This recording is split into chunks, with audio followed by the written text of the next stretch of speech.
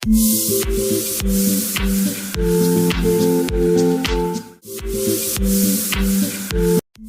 সবাইকে, কেমন আছো সবাই? আশা করছি সবাই খুব ভালো আছো। তো অনেক অপেক্ষা করার পর একটা বিয়ে বাড়ি পড়েছে আর কি। তো এদিকে আমরা রেডি হয়ে গেছি।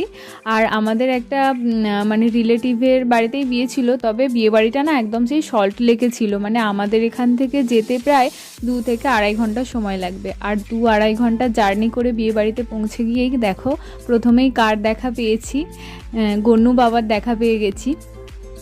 তো তারপর এখানে দিদারা তাদের মানে ফ্যামিলি সবার সাথে আর কি ফটো তুলছিল। তারপর আমরা একটু এদিক ওদিক ঘোরাঘুরি করে একদম স্টার্টারে গিয়ে হামলা করে দিয়েছিলাম।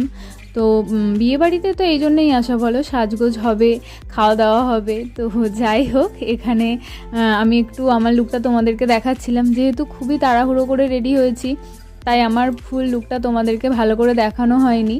তো আর আমি না আমার বৌভাতের বেনারসিটা পরেছি, এটা হচ্ছে আমার বৌভাতের বেনারসি, সেই বৌভাতে পরেছিলাম আর আজকে বললাম।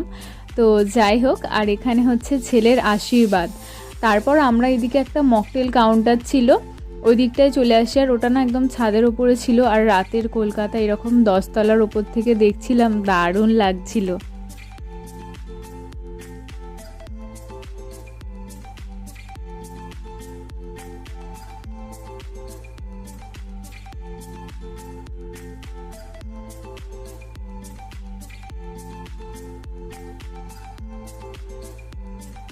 আর এই দিকটায় মকটেল কাউন্টারে এসে আমরা সকলে একটু অল্প অল্প করে মকটেল খেয়েছিলাম।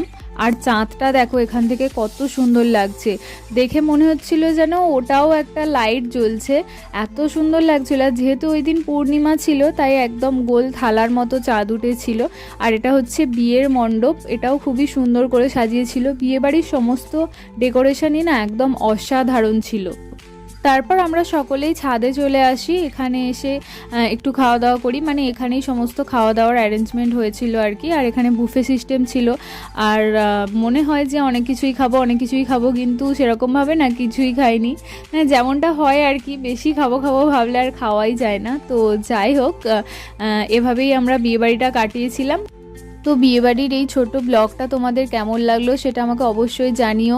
ভালো লেগে থাকলে অবশ্যই একটা লাইক আর সাবস্ক্রাইব করে দিও। দেখা হচ্ছে পরের একটা ভিডিওতে। ততক্ষণ সবাই সুস্থ থেকো, ভালো থেকো আর সবাইকে ভালো রেখো। আজকের মতো টাটা।